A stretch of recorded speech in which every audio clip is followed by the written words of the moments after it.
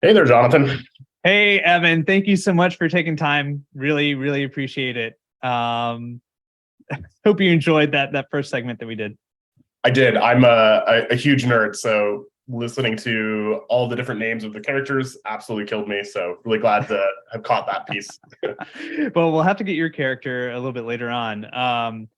But yeah, let's just dive right into it. I mean, hopefully that little intro I gave kind of set things up nicely. Anything that you wanted to add before we dive into the threat report with how you guys are viewing things and kind of the philosophy of Red Canary in terms of the types of threat intel that you're sharing and what you think is important to share with people to make it actually actionable?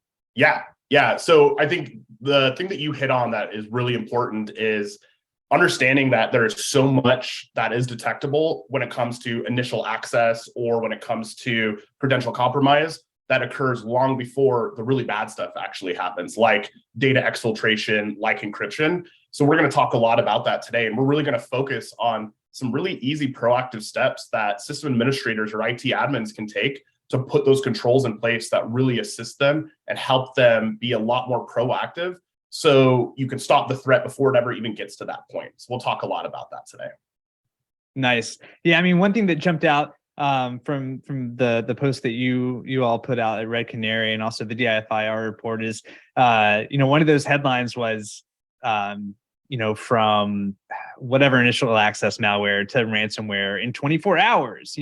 Once it gets to the point where there's actually, as you put it, the really bad things happening, time is just so like it's so you have so little time to react. Right. And so, yeah, I mean, I just, it does seem to emphasize putting a lot of effort into, can we break these attack chains earlier on and really get a sense of the early warning signs? Yep, definitely. And we're going to walk through a lot of those different techniques and threats that leverage a lot around initial access and phishing. And you had thrown up a quote, or maybe not a quote, a stat, where it's like 7 out of 10 compromises occur from phishing. Obviously, that's huge. And so we'll definitely talk a lot about that today as well. So definitely, I think it fits right in line with what you guys are trying to talk about. Awesome. Well, let's dive in then. And folks in the chat, I mean, feel free to chime in with any kind of questions at all. But Evan, I mean, I know that you guys have putting out this report's been a big effort, a big lift for you guys, and you've really been hitting the road and presenting lots of interesting findings from it. But yeah, I'll just let you kick it off. Yeah, perfect. I appreciate that. So when we talk about what we're going to present today, it's based off of what we call our threat detection report. If you don't know what Red Canary is, we are an MDR provider. We plug into all those existing tools that companies have, especially around security. We want to pull in all of the alerts. We'll investigate those. But the really unique thing about us is we pull in raw telemetry from those endpoints and from some other security tools. And so we get deep insights into how threats operate or how different techniques are leveraged to do the bad in their customer environments. So we take all of that data, we collect around a petabyte of raw data a day. So think about that, extrapolate that over the course of a year, we're taking in, several hundred petabytes of raw data that we get to analyze. And so every year, what we do is we publish what's called our threat detection report that highlights the trends that we're seeing in the security landscape, the top 10 threats, the top 10 techniques, and then we provide really proactive ways to mitigate those and things that, typical IT system administrators can put into place some controls that prevent a lot of these techniques being exploited or being leveraged in their environment. So that's kind of the goal of what we're going to cover today. I just wanted to give that background so you guys understand where we're getting this data from. It's all data that we collect. We analyze that. We apply a lot of data science to it to then give very, very easy, actionable items that our customers, as well as just anyone in security or IT, can then leverage to improve their own environments. Evan, I will say, you guys, another example of you all going above and beyond, not just what you're doing with the data and making sure that what you're delivering is actionable. I also noticed that there's a playlist for the threat report, which I quite enjoyed. I'll drop a link in the chat for it. Yes, ever haven't looked at it. First of all, just search Red Canary Threat Detection Report if you ever want to look at this. But what Jonathan is mentioning here is we assign different songs to each type of threat, each type of technique. It's a little campy, but I like it a lot. I think it's fun and it's very on brand for us. Nice. Perfect. So just a bit of background on myself. I've been in security a number of years, got my start working for the 3-letter agencies, was a Army veteran. So the one plug I'll say real quick is go Army, beat Navy, boo Navy all the time. But just wanted to give a background on myself, been in security a long time, did a bunch of consulting, came over to Red Canary about 2 years ago, and been working on our customer solution side for a couple of years. But also go around and speak on security pretty regularly. So definitely, if you're ever interested, follow me on LinkedIn, follow me on Twitter. I'd always love to connect with other IT and security professionals, because at the end of the day, we're all fighting the same fight. We want to share information, and I'm always happy to do that. So let's just dive right in. So for today's presentation, what I'm going to do is I'm going to kind of walk through the typical cyber attack chain here. We're going to start with initial access, work our way through identity, email threats, stealers, and then we'll end on ransomware, because ultimately I feel like that's the thing that keeps most security and IT teams up at night, because they want to stay out of the news, and that's one of those things that can get you brought into the news. So we'll definitely talk about all of those today. So we're going to start with initial access.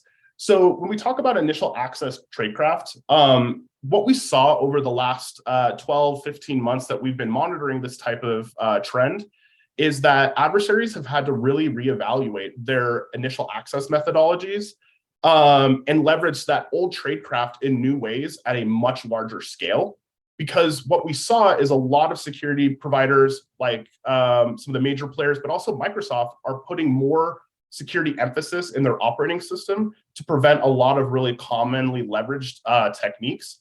And so they're shrinking that gap. And so adversaries are having to pivot to that and be a little bit stronger and be a little bit more creative in how they're delivering that malware to gain initial access or leverage some other additional initial access techniques. So what are some different types of initial access tradecraft that we have and we see? Well, obviously, based off of Jonathan's slide that he was showing before, phishing is huge. But we saw some major changes in the way that initial access is being leveraged with phishing. Typical about 2 years ago was, hey, I'm going to take my malware, I'm going to embed it into a Office document or a Excel document, macro enabled, and that's how I'm going to deliver my malware. Well, Microsoft, very aware of that. They made some changes that we'll talk about of how they kind of put some more security emphasis on that and prevented those types of threats from being leveraged. So we've seen less macro enabled malware being delivered and more compressed files and containers being leveraged to deliver that malware. The second type of initial access tradecraft that we started to see a lot of change in is the web delivery of malware. So search engine optimization and malvertising, leveraging to take those Google search results or those Bing search results and deliver malware that way is a major change and a very common way to deliver that initial access type techniques. And then lastly, the thing that absolutely blows my mind, because I got my start in security in the mid 2000s, is leveraging USBs to deliver malware. I cannot believe it is 2023 and I am talking about USBs being one of the most common way to deliver malware, but that is what it is. That is happening today. And we'll talk about a cluster of threats that Red Canary identified middle of last year called Raspberry Robin. We'll talk a little bit about that and how it's being leveraged to deliver initial access type malware. So getting into that, I want to start off by talking about a type of security enhancement that Microsoft came out with, which we'll call Mark of the Web. So what Mark of the Web is Microsoft went ahead and applied it to certain files that come from the internet that are commonly used to deliver that initial access type malware. And what happens is any of these files that have Mark of the Web, when they're about to be ran or opened on your operating system, it prompts it for additional inspection, gives you a little prompt that says, hey, are you sure you want to open this? And warns the user about high-risk extensions. So you can see down below is a list of a lot of those Mark of the Web types extensions. And what happens is when you try to open those, you're going to see this type of pop-up come up that says, hey, are you sure you want to open this file? Microsoft put this into place because those common used file types to deliver malware, Microsoft is aware of that. They have an expert security team out there looking at all this data. It makes sense to prevent the auto running of those types of files, especially if they're being leveraged to download or provide malware. So that was something that Microsoft put into place middle of 2022 that really kind of changed the environment when it comes to security threats. And we'll talk a little bit more about that here in just a second. But when we have mark of the web, there is a technique that leverages a bypass of those mark of the web type controls. And the first one that we'll kind of talk about here is taking that malware, and I'm going to put it into some unsupported container file types like ISOs, .imgs, .vhds. That's a good way for me to type or to deliver that malware in those unsupported file types. A second common bypass is leverage utilities like 7-zip that don't honor mark of the web. So I do want to make a comment here. 7-zip has added in an opt-in feature to then prompt users, are you sure that you want to open this file type? But it is not on by default. So that's a way that malicious actors can kind of bypass that mark of the web control. There are known vulnerabilities with mark of the web type controls that are put into the Windows operating system.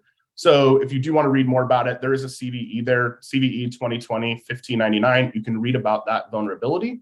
But also the other way is new file types aren't going to be added into that list of mark of the web immediately. So if there are essentially new file types that are coming out, we can leverage that as a way to deliver that malware.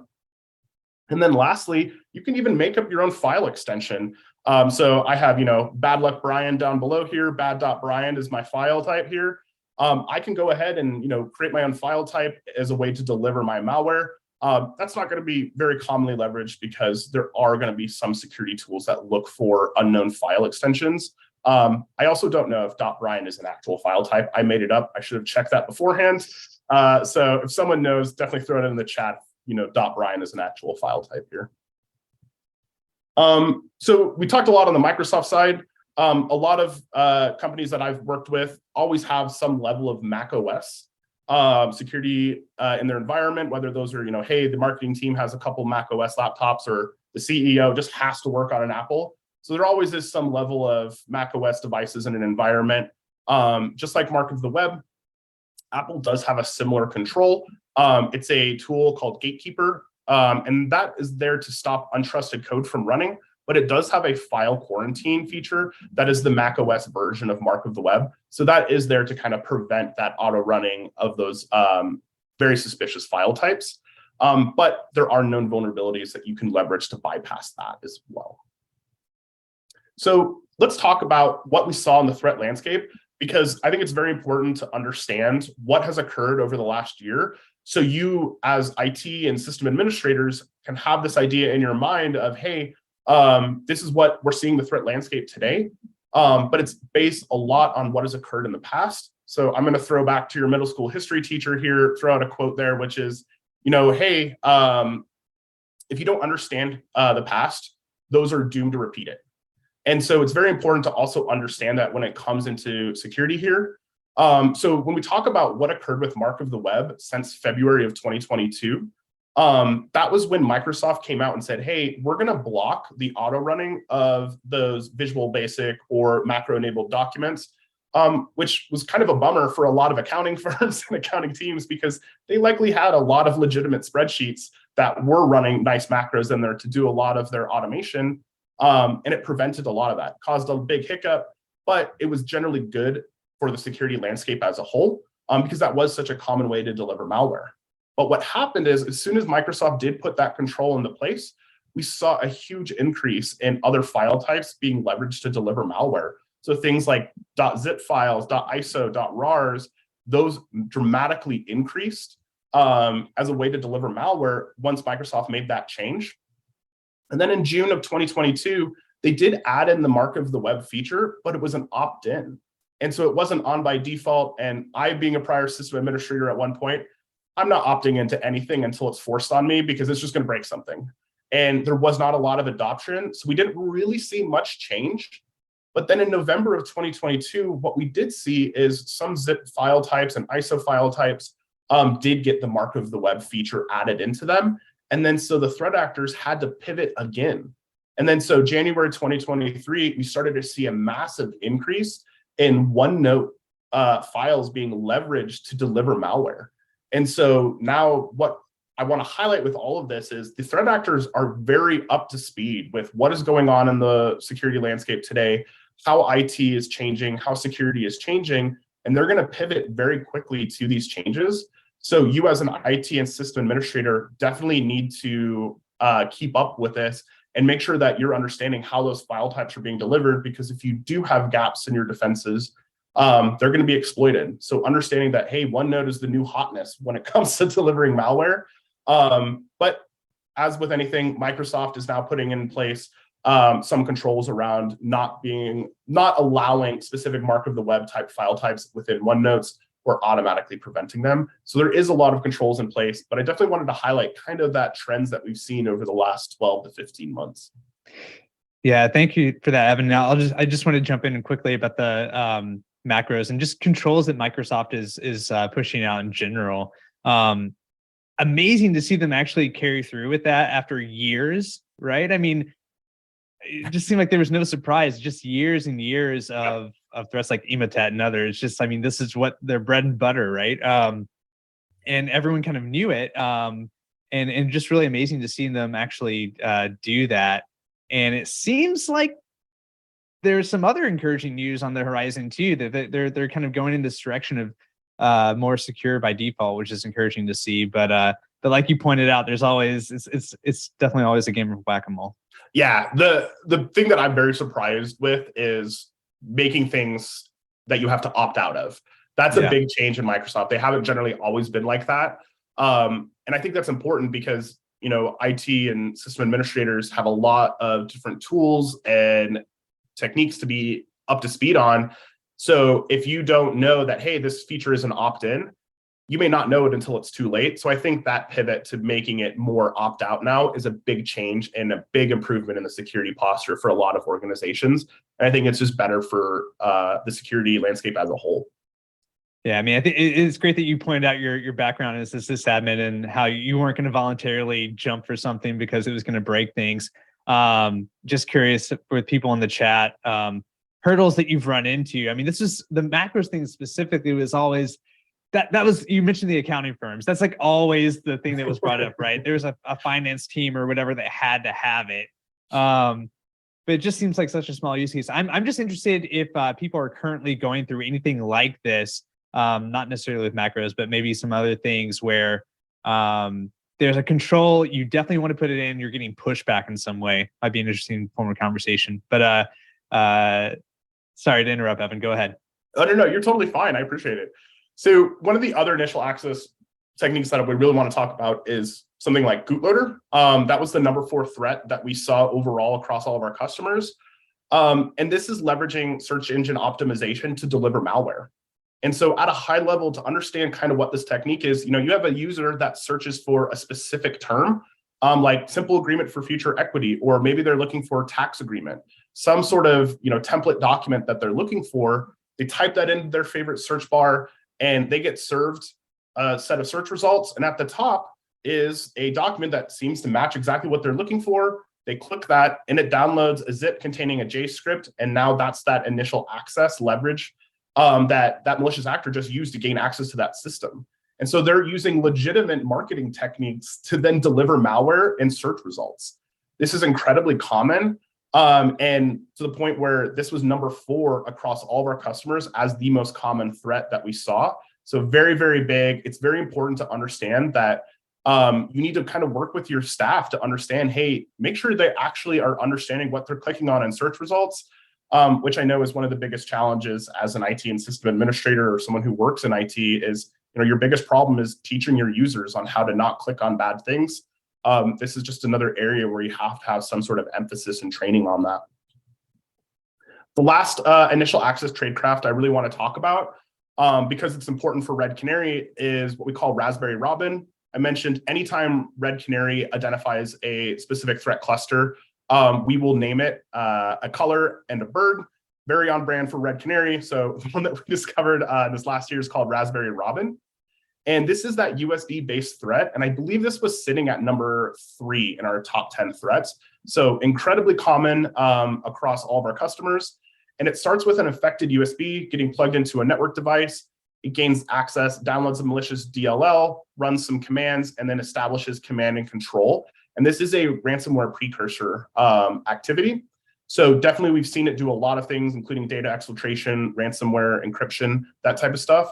But the thing that just blows me away on this is as we did our research, we worked with Microsoft, Microsoft really went deep into the research here.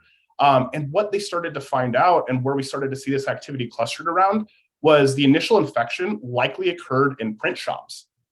And so I'll kind of walk through how this infection occurred, but you essentially, maybe you've got adorable children at home, you want to take some pictures with them, you want to get those printed out and hang them on your wall. So you take your USB, your favorite USB, you go to your Kinko's, you plug it into that little machine that prints them off, and then you take that USB back home and then you plug it back into maybe your work computer or your home computer. That's how that infection was being established. And it blows my mind because that is such a common threat that's been around for years, and yet we're still seeing it heavily involved in most of our customer environments that we do produce detections for. We're seeing that threat being leveraged.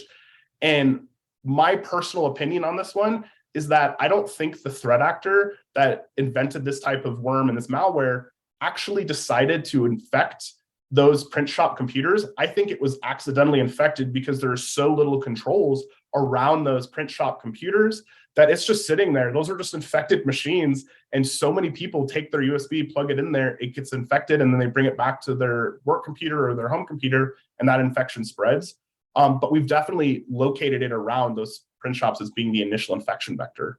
Wow, so there you go. I mean, I find really crazy today that we're still talking about. Absolutely. Adding to the printer disparity that's going on in the chat too.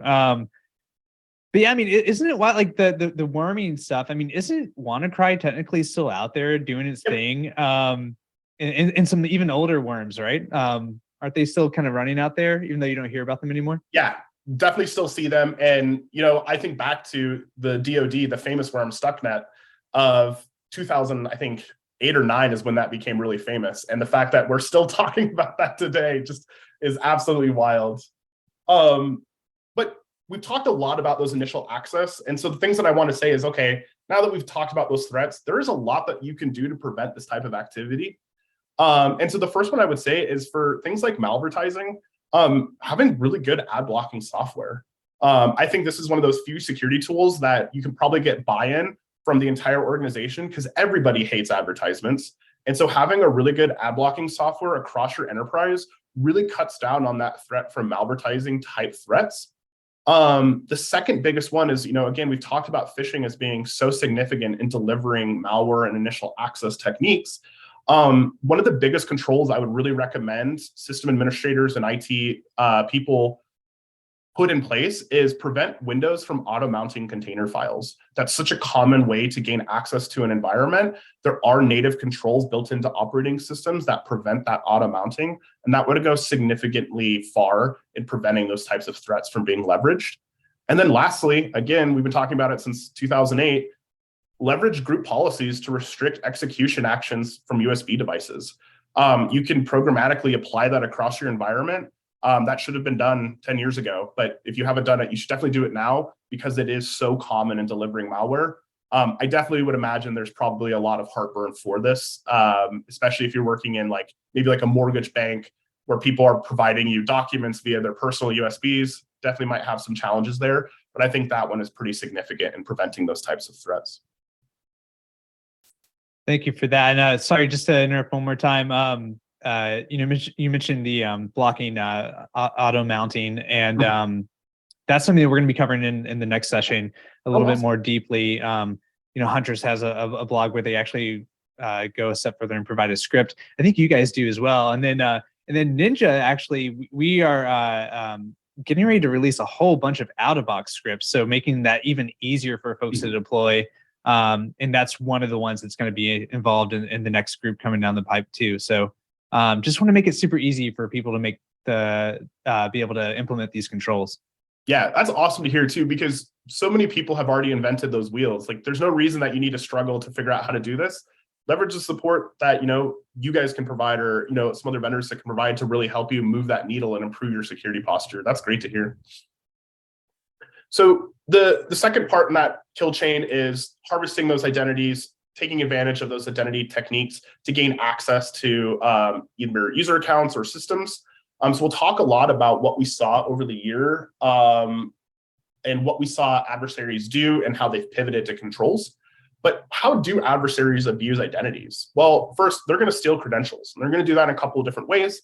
they'll maybe have malware or stealers that take advantage of access on systems to then harvest credentials. They might leverage brute force. They might just buy those credentials on the dark web. Definitely different ways that they're going to do that. But a lot of companies and a lot of environments today have controls around, even if you do harvest those credentials, you're not going to gain access to a system. You're going to have multi-factor in place there. So adversaries have to have ways to bypass multi-factor authentication. But they're also going to have a lot more challenges because they might have to bypass geographic controls that are in place that prevent, hey, you know, Susie Q or Heather is only allowed to sign in from Seattle, and yet she is having attempted logins from Moscow. So that threat actor has to find ways to circumvent those geographic controls, leveraging some infrastructure type tools. But a lot of those tools are already untrusted to begin with. So they might have to exploit more trusted infrastructure to bypass those legitimate controls. And so we'll talk about a bunch of those here in just a second. The thing that I want as a security expert, that I want everyone here to understand, is what LSAS is. LSAS, if you're not familiar, is a process that enforces security policies, passwords. But the biggest threat when we talk about security, when it relates to LSAS, is it's storing those credentials in memory. And so when adversaries want to leverage techniques that take advantage of LSAS, they dump those credentials from memory and they harvest them and then either send them out or then leverage those credentials on those compromised systems. Pretty much every single red team threat actor has techniques that drop those credentials from LSAS memory. It's very, very common. Everyone's favorite tool, Mimikatz, when it comes to gaining access to credentials, has those tools. So it's very, very common. And so this is a really important thing to understand and make sure that you have the ability to detect when LSAS is being leveraged to dump credentials. So how could you take advantage of some native security tools to prevent that? So the first one that I wanted to talk about is what we call local security authority protection. It will limit processes injecting directly into LSAS and protects those processes. Again, though, this is off by default. So IT and system administrators need to opt into this feature programmatically across their environment. It's definitely something I would really consider leveraging because of how common it is to see once someone has access to a system maliciously, they're going to jump credentials via LSAS pretty regularly. So having this enabled would go a really long way in kind of reducing your threat footprint. But again, it is off by default. So you do need to opt into this specifically. Evan, sorry to interrupt. How does that compare to the attack surface reduction rule? Is it similar? Do you know? That's not one I know off the top of my head. So you threw me on the spot there. I'm sorry, I don't have a good answer there. I wish I did. But if anyone does have a specific question on that, definitely hit me up on LinkedIn and I'll do some research on that. We have a couple threat hunters that are going to be pretty well versed in that I can definitely get an answer to and help get that. Definitely not something I know off the top of my head. I was actually pretty unaware of this feature specifically until I did this. I put together these slides because it's been a while since I've been a system administrator. It just blows my mind that this is still off by default. And I think that goes back to some of the challenges that IT and system administrators face is how do you know all of these protections are there and all these features are there if you don't have somebody telling you? Because they're not well marketed, you don't know about them, and they're native tools. So the fact that, hey, how do you get that knowledge to leverage those is definitely a challenge. Yeah, I think the other big challenge, I promise I'll let you go on. I know we're short on time here, but Daniel brings it up, the question, Andrea had mentioned one of the settings there in Windows is bugged. So, maybe it's kind of related to that what you're bringing up of, some of these controls, you run the risk of breaking some stuff, right? And it's that moment of uncertainty. And I see a lot of people wanting to get information on that. And I think it'd be really cool. This is something that maybe the folks of us on the chat here, as we're all gathered together, maybe we can get this going. But and maybe there's resources that are already out there doing some of this, but people sharing some more information around that so people can get a sense of, okay, a better idea of I can enable this confidently, knowing that my risk of it breaking something is low, or I've got, my organization is this particular type, there's a known thing that I need to be careful about. But having more information about the impact, I think could be huge. Yeah, definitely agree. And I think that goes back to that community aspect of it. Someone has already gone through this process once before. So leveraging that network through like Ninja One, for instance, really goes pretty far because someone has done this before. Someone has gone through this. Someone has seen what the impact is. And so being able to leverage that network to ask those questions, I think is really important, whether it comes to IT, system administration, or even security, definitely. The other one that I really want to talk about when it relates to identity, because most of the high profile security breaches and incidents last year leveraged what we'll call MFA bombing. So you as an organization have really good security controls put into place. You're leveraging things like, hey, multi-factor authentication, even conditional access policies potentially. But the downside to that is if I have access to your credentials and I want to gain access to your system, I'm just going to send you millions of MFA requests. Even if you keep hitting no, eventually you just get tired of it and you hit approve. It's very, very common, and even very, very secure networks over the year had this exploitation via just bombarding the user with MFA requests. And I'll give a couple of solutions here in just a second of how you can kind of improve that. But the other thing I just wanted to highlight here is this was kind of a kerfuffle in the security landscape. What you see on the image right there is Duo's MFA request. They actually switched the buttons around from where approve was, then switched to deny, and it threw a bunch of security people off, caused a big issues, because if there's one thing security people like to do is complain on Twitter, and there was a lot of complaints. So I always like to throw that in there as just a joke here. But if you do suffer from that, or if you are concerned about that, there are some really practical solutions that you can leverage. So the first one I would say here is number matching. Make your MFA requests, give your users something that they actually have to proactively do, which will really cut down on them eventually just getting annoyed and approving those MFA bombard requests. So if you've used like a Google Authenticator, at times it'll say, hey, you need to open up your Google Authenticator app on your phone and press this number, and it'll give you 3 numbers to choose from. So that's a way to kind of like cut that out and improve that security around there. For those of you who do have the infrastructure, leverage phish-resistant multi-factor. Anyone who had been in the military, who has worked in a government organization, you likely had access to physical tokens for your MFA. So those would be like your CAT cards or your PIV cards. Having physical tokens essentially cuts down completely on that phish technique to bombard users with MFA requests.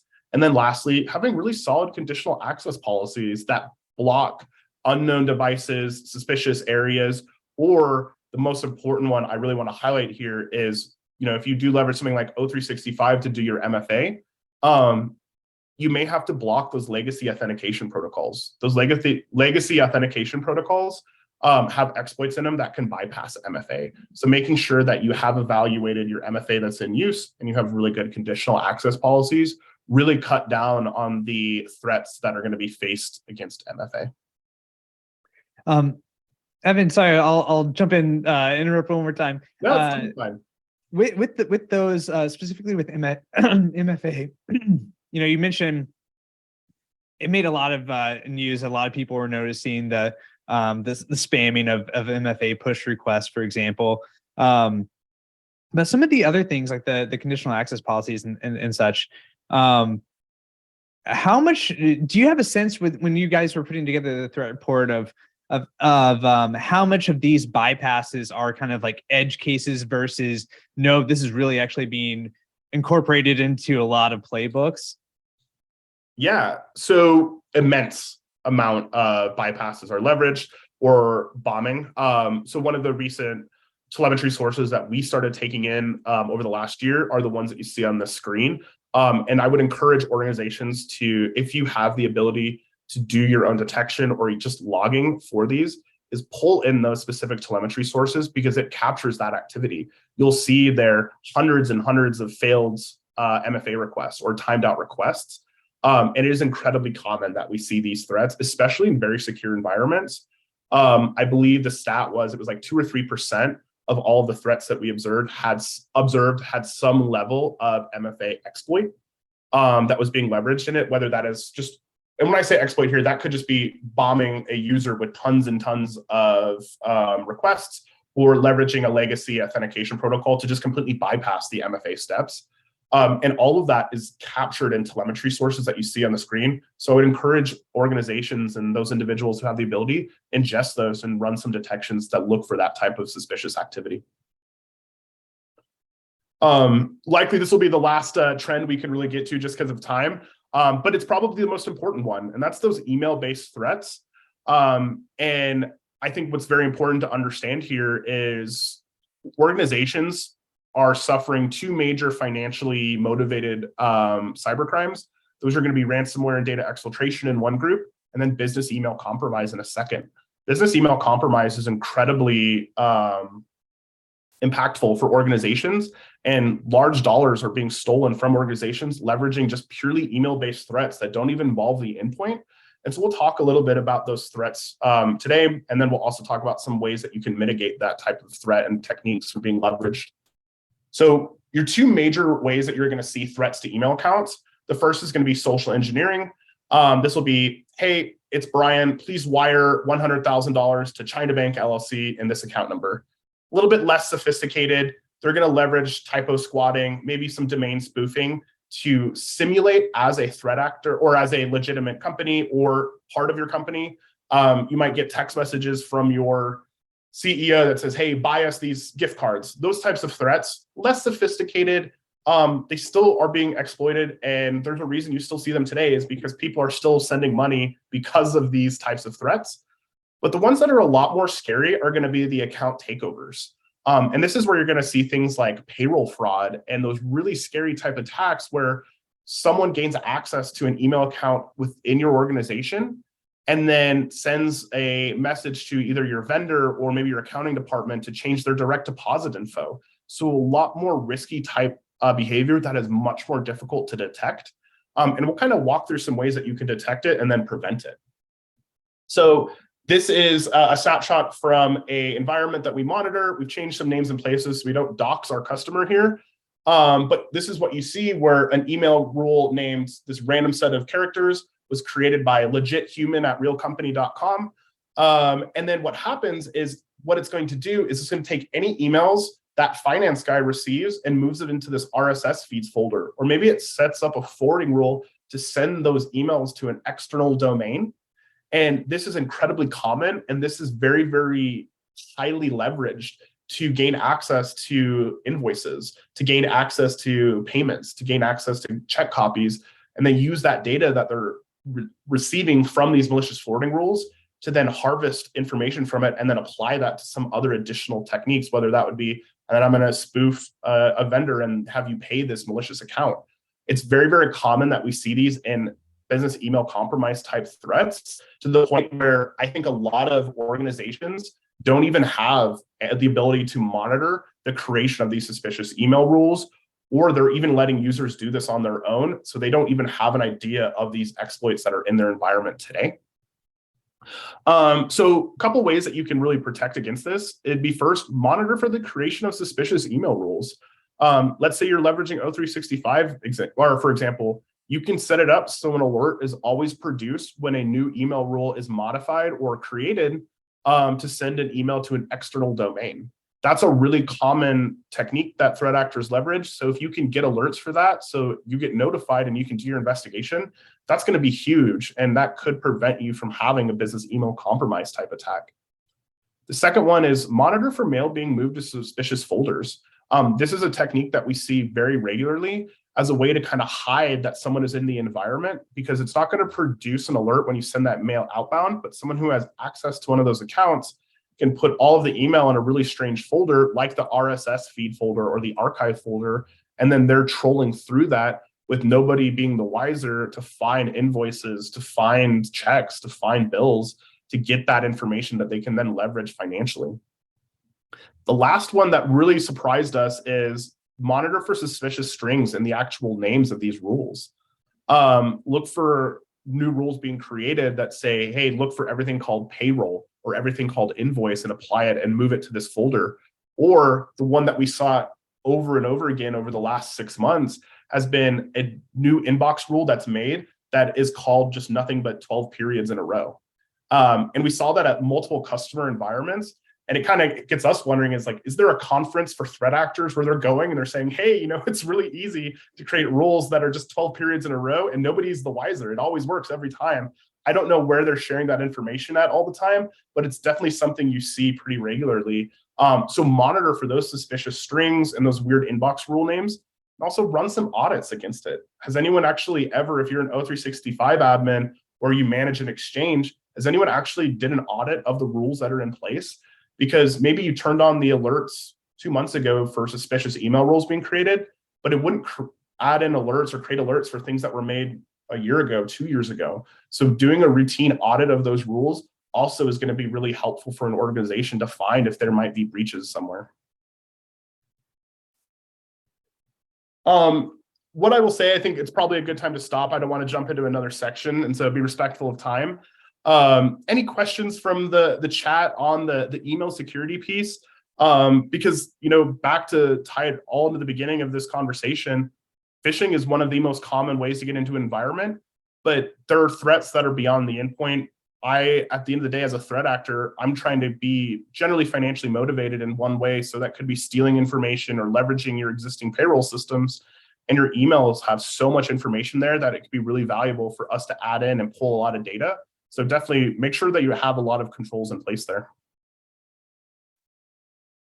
Evan, this is so great. It really is a great setting the tone for things and really giving us a lot of information that really lays the groundwork for some of the other things we're going to be talking about today. I'm going to drop the link to the threat report here in the chat. But is there anything else that people you want to direct people to in terms of resources, other ways to follow you or get in touch with Red Canary at all? Yeah, so definitely the threat detection report. It's not a sales material. It literally is there whether you're a customer or not. It's got, for every of the major techniques and threats that we've observed, it's got really actionable items that you can put into place today. You don't have to be a customer to access it. I would say the same thing about our blogs. We have a really good blog. And again, it's not sales material. It's literally there to help the security team at large. And then the third place I would direct people to is, if you are interested, we have an open source suite of testing tools called Atomic Red Team, which is there to provide you different tests that you can run. So if you are worried about LSAS memory dumps, you can run some strings that simulate that type of threat activity without it having payloads attached to it. So it's a really good way to test your ability to detect and respond to those threats.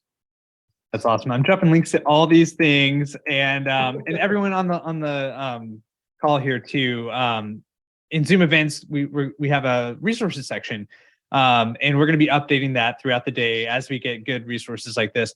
Evan, I see you're gone already, but thank you so much for joining us. That was a terrific presentation. Tons of good information there. Really appreciate him taking the time.